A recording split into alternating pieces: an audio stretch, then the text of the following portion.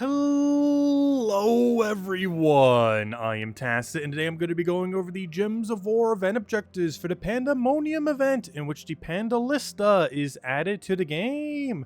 So, as far as this trip is concerned, it is a great time to stock up on yellow red arcanes to get them for 200 glory each.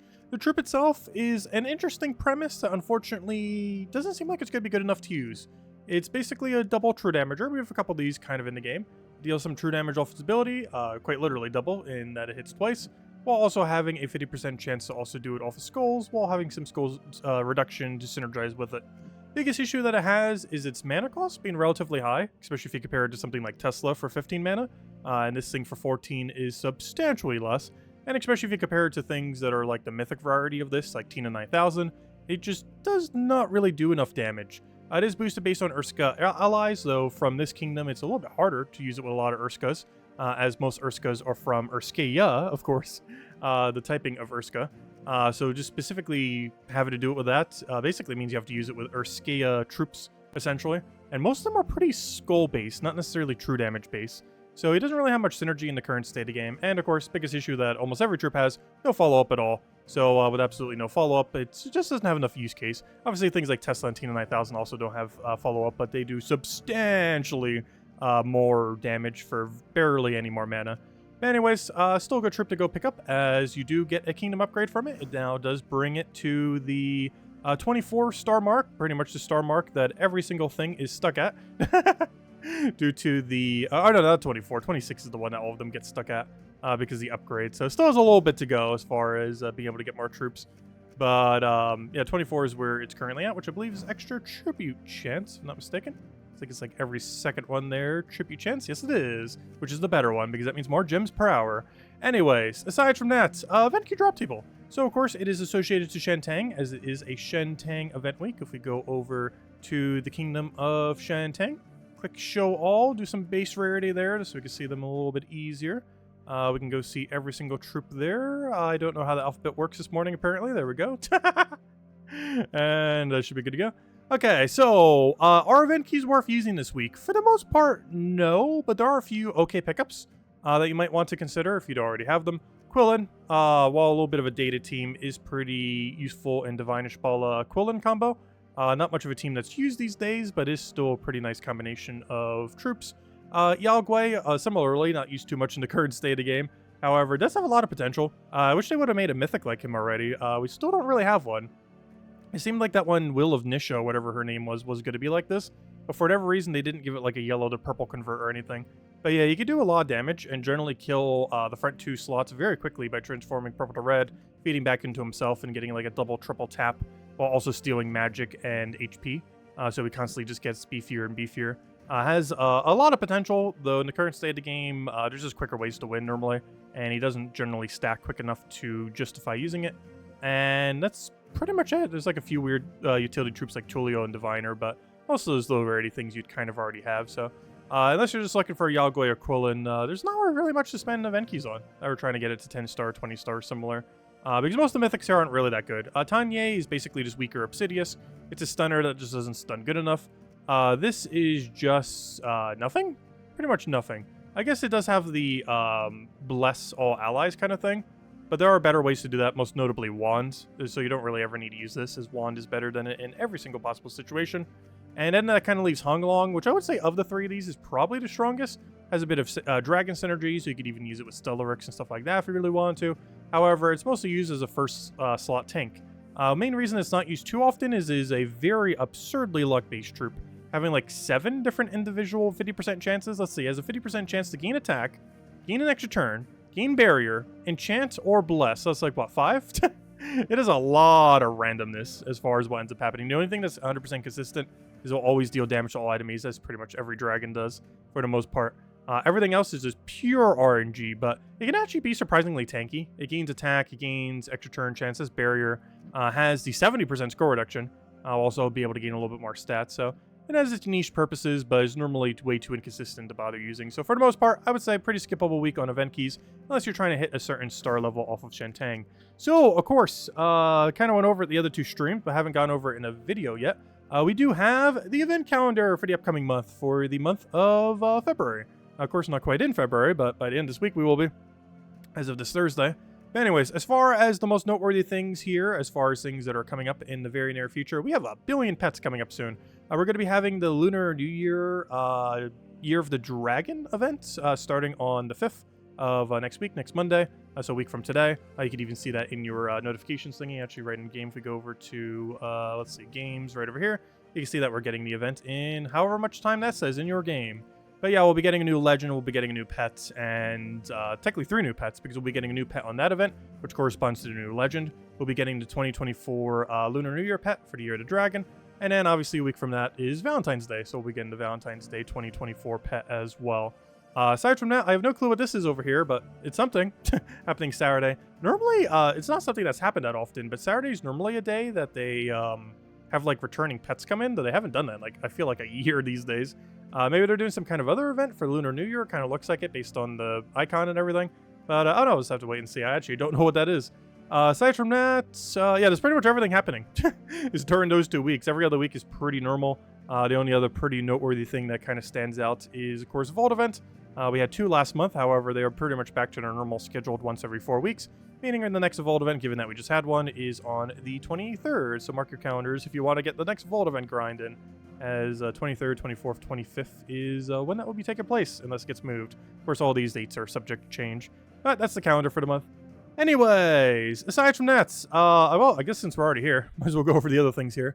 So, Tuesday, we're going to be having Laraz's Lair. That is a yellow-purple restriction. I always keep thinking it's blue-purple, because that's the storm that the legend there creates, but it is a yellow-purple faction. Wednesday, we'll be getting one of the Shentang pets. Thursday, we have ourselves the class event for Monk, which is, on paper, a surprisingly good hero class that has almost no use case. It has the most amount of immunes, while also having cleanse of any hero class, and is decently tanky. And it has a way to like passively gain mana, even when fully mana blocked.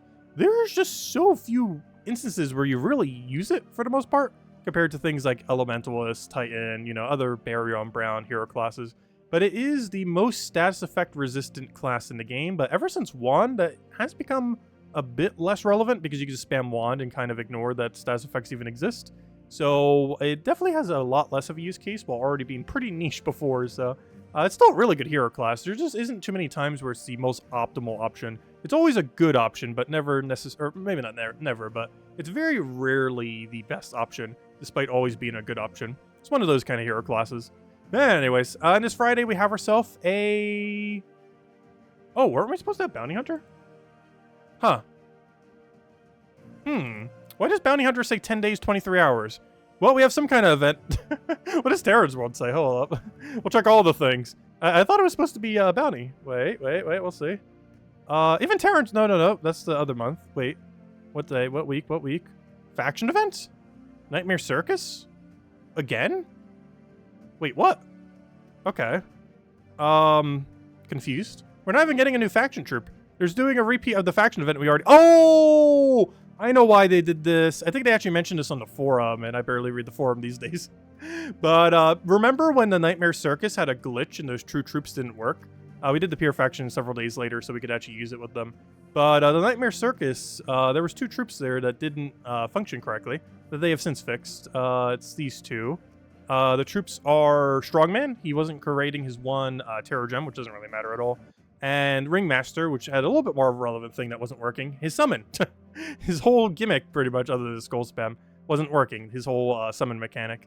And we did the Pure faction for that last Thursday, and it ended up working out pretty well. We actually utilized the summon a little bit, though. I'm pretty sure we still would have won without it, but helped out a little bit. But yeah, both of those 2 were fixed after the fact. And they're actually doing a repeat of that faction event now that the 2 troops are working correctly. Unfortunately, we're not getting like a 5th troop or anything. It's just literally a repeat of that event. And I'm pretty sure most people just finished it, or, you know, if you were going to, you probably finished it last event. So it's going to be a pretty pointless event. I guess you could still farm some shards, all the orbs and everything else. But yeah, they're kind of doing a repeat of it since the first time around. It was slightly glitched, but yeah. And they moved Bounty Hunter back a week and probably a few other events too. So that calendar is already incorrect. Which will probably get adjusted slightly. But anyways, so in other news, other things we need to go over. I put into my teams tab, though I already remembered now, to go over the trial team. So we are not missing that many starry pets. I think there's only 5 that we haven't had currently. If you type in starry, is that how you spell starry? Apparently not. Is it 2 R's? It is 2 R's, unowned. So there are currently only 4 shiny events we haven't had. because we finally got the Shentang one as of this week, which means the only ones we haven't had an event for now are Cinemirage, Magrim Woods, Sword's Edge, which already has like 30, like it already has all enough troops to have max +1. So if it has that, it'll be at least +2, which will make it the absolute easiest kingdom in the entire game to get the 30-star once it gets even more troops, and Kazale. But of course, we got the Shentang one as of this week, just haven't gotten it yet as the event just started. But anyways, as far as how this trial event is, you can pretty much just keep it in default order. Your whole premise here is spam Penglong until you win. That's actually your strategy for quite a few things this week if you need to go down the lower rarity route. Just keep spamming this until you win. As far as your win condition to make that happen, if you just keep spamming Hound, you get double barrier. Because as long as Liang is on your team, Emperor Liang, so I guess you might want to go like this just so you always have it. Though I guess it doesn't matter either way, but either or, it's perfectly fine. But he ends up exploding a gem, deals some scatter damage, which are both pretty irrelevant. But if Emperor Liang is on your team, which it is, it'll end up barriering the first 2 allies, which will barrier your Penglong as well as your tank. This is basically just here to exist. It does create a bunch of a mana accumulation, 12 for 12, which honestly these days isn't too bad, given that all the Journey troops got nerfed into the ground. That create like 11 for, or even 10 for 15. But 12 for 12, not too bad. It is random which one you get, so you'd most likely want to do it on Penglong, so you get either yellow or red and hope it lands on yellow. Although if it goes into red, it'll just feed directly into it. Keep spamming this AoE until you win. Keep spamming your barrier to get your barriers up. And this troop is almost entirely used for its enchant, as you don't really gain too much of a benefit from its ability. Though I guess you can use its life gain on yellow to feed your entire team to a bunch more life. Gives a little bit of magic too. You're mostly doing that to get your life up a little bit, just to make sure to get them out of kill range if you're not getting enough barrier. But for the most part, you should only really have to cast 2 troops, Penglong and Hound, with the occasional Wuya. And this thing, pretty much never casting. It destroys all gems of a chosen color. But for its mana cost, you're actually going to get less mana than how much it actually destroys in almost every situation. Unless you get like an extra turn cascade or something similar. So you're mostly just spamming Penglong until you win. Pretty standard, just AoE kind of spam. Biggest thing to worry about is their last slot. It has a lot of true damage. There isn't really too much you can do about it other than just keep hitting them. But everything else should be pretty straightforward as far as killing them all. It's mostly just going to be this Spearmaster. It's going to be a threat. Diviner actually does literally nothing because it creates yellow for you. It's almost like a 5 versus 3 fight because you actually want Diviner to cast so you get all the yellow. Ideally it misses. You take them all. You get full mana on everything. You then win. They don't even have a yellow to feed into, which is really weird team composition for their team. So yeah, the only real threat is Spearmaster, which at the later fights might be a little bit dangerous just because how much true damage he does. But beyond that, should be pretty straightforward, especially since you have barrier and everything, so shouldn't be that bad. Anyways, what else? Let's go to Soulforge. I didn't double check the troops. What do we have? Oh, did I just see Ironhawk? Oh, it's the week. It's the week that Ironhawk has returned. So if you don't currently own 2 or 3 Ironhawk, go get 2 or 3 Ironhawk. Get every last diamond you can consolidate this week and go get them. Unfortunately, not much use for 1 Ironhawk, but 2 and 3 are insanely good. Of course, if you have seen most people's Vault Weekend teams, it is pretty much composed of entirely Ironhawk. There are 2 main ones, and we might as well show them real quick. Actually, do I have them saved? Yeah, I do have them saved. We were, of course, running them all last week for last Vault Weekend. There are 2 main teams. The one that uses 2 Ironhawk, which is Sister Superior, Dust Devil, and Double Ironhawk. You instantly get extra turn into Dust Devil for 25 total damage. Because the Ironhawk's main gimmick is that it deals 5 damage to all enemies per time that you cast an ally spell. So both of these will do 10 damage per cast, so 10 damage, 10 damage. And on top of that, Dust Devil just naturally does 5 damage, so you're doing 25 damage total there. And the other team is for, this one's more so for not verse farming, this one's more for when you're doing Paloozas and stuff like that, or need a bit of a higher damage range. And this one's more so for when you reverse farming, either Dust Devil wherever it's easiest to click, or in first slot. It's best in first slot, but I always like having it lower down, just a little slightly easier to click on, particularly on mobile. But anyways, same premise here, except it does only 20 damage. However, this is enough damage to kill in some locations like Cinemirage, Wild Plains, and a few others. Though those 2 are right next to each other, so it's easier to go back and forth between them if you accidentally get a Mimic there. But anyways, yeah, build those teams. They are absurdly good, and you could use it for next Vault event in like 4 weeks from now. You'll use it for every Vault event for the rest of time, and I would say this is probably the highest priority troop in the entire game to get, as it is anywhere from about a 30% to almost a 50% speed increase compared to the next best option, which for the most part is like Rowan quick kill with like Leprechaun and the Rowan. Rowan's a lot more consistent at killing out of battle, but it's unless it gets like a 4 times or 5 times its starting board, it doesn't go super quick. Whereas this, you just click like 1 button, 2 buttons, you already won. It's very absurdly quick, and highly advised getting 2 or 3 of them if you have the diamonds for. Obviously, that gets really high. 2 of them is 8,000, 3 of them is 12,000. You could always get 1 if you really want to, but there isn't much of a use case for 1 in the current state of the game. Yeah, definitely 100%. I don't even need to see what the rest of soulforge is. Like, Mistralis is okay, but there's no way you're not getting like 2 or 3 Ironhawks if you don't currently have it. But yeah, unfortunately, of course, if you don't have the diamonds, he will rotate it back around like 3-4 months from now. But you'll probably have to wait till like early summer before he rotates back around. So if you have the diamonds now, go get all of them, 2 or 3 of them. Anyways, as far as weapons, nothing too noteworthy. I guess Green Book. There's a few utility weapons here that you might pick up for some events this week. But beyond that, you're mostly just getting Green Book, and there really isn't much beyond that.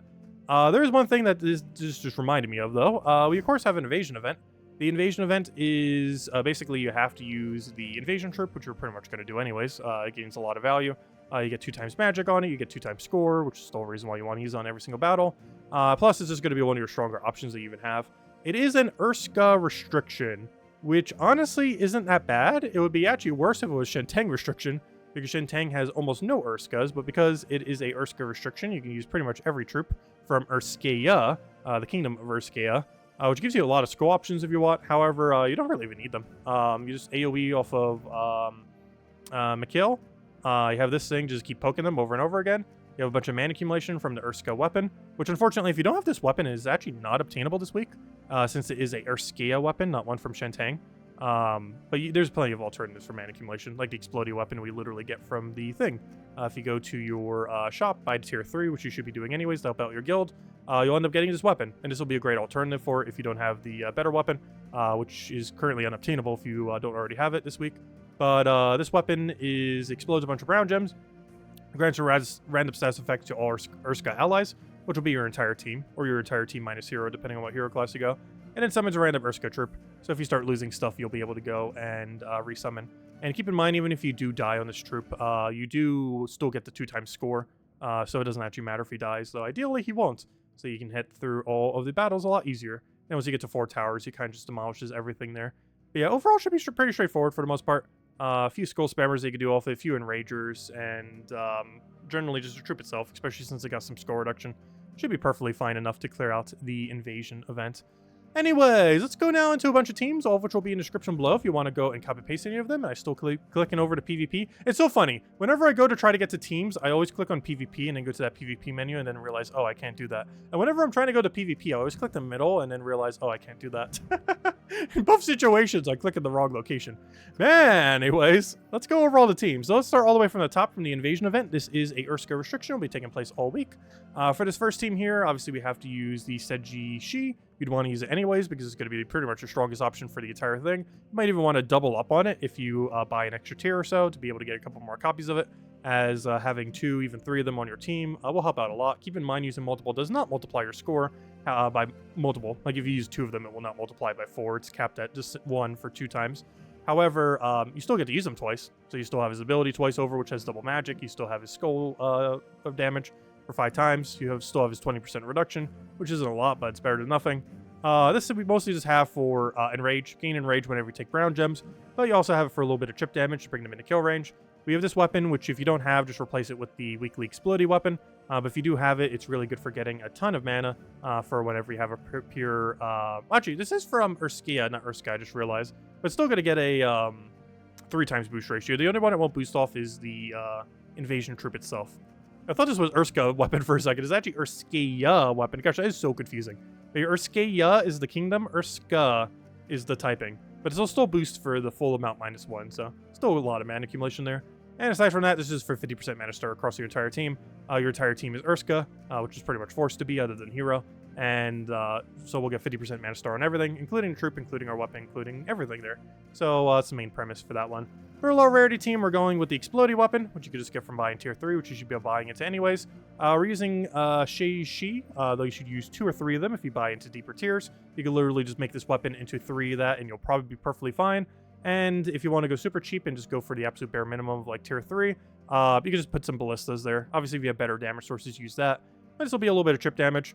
It also does it to 2 random enemies instead of like first 2 or last 2 or something similar, which does mean it will double tap when there's only 1 enemy remaining. So you can kind of use this as a finisher as well once you're down to like the last tower. It'd also help hit through barrier because even though the first hit will hit on barrier, the second hit will not hit on barrier. It'll hit through and actually do some damage to them.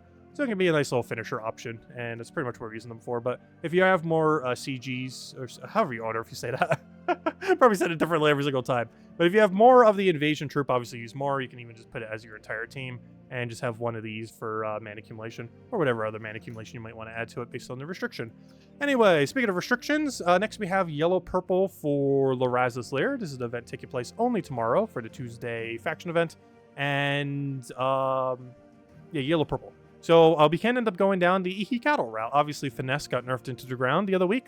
However, Ihikatl did not. And this category of Empower that hopefully we'll have for every color by the end of this year is really good. Hopefully they'll keep adding these. If anything, they should probably nerf these to like 15 mana cost or something. However, they cover a lot of ground. They are of whatever their color is, so yellow, while converting into yellow with Empower, while creating Storm for it on start of battle, while also having Storm for it on cast. It is a lot of value for the color and is very noteworthy in that it can be used in pure color restrictions. So for Underworld, for Guild War, or whatever they change it to. We haven't had Guild War in like a month now, a couple months. Who knows what they're doing to that. But if nothing else for PvP, you can end up using it there. But yeah, any of these kind of troops is currently only 2. The Yasmin one for green and Ihikatl for yellow. So ends up working out pretty well with Finesse. You just keep spamming its ability. Once you have the yellow storm down, you'll end up getting that extra bit of mana, and you spam it down. There's also quite a bit of yellow in the first and final fight, so you get the extra double damage as well. And for the higher rarity range, since we have access to yellow-purple, we do have access to Thral Leprechaun, which means even for this battle, you can just go anything with Thral Leprechaun.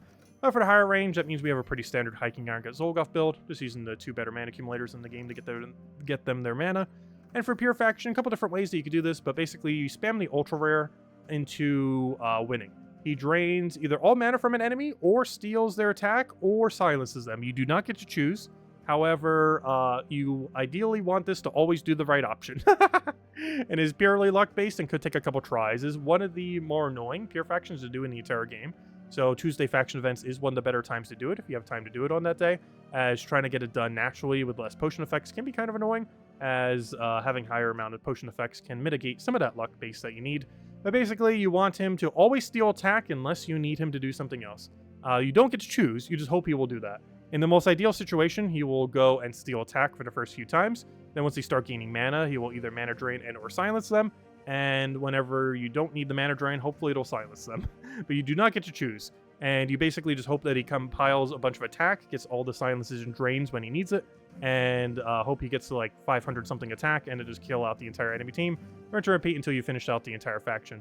Very luck based. And Laraz is mostly just here for a little bit of chip damage and for the Storm and for the purple link.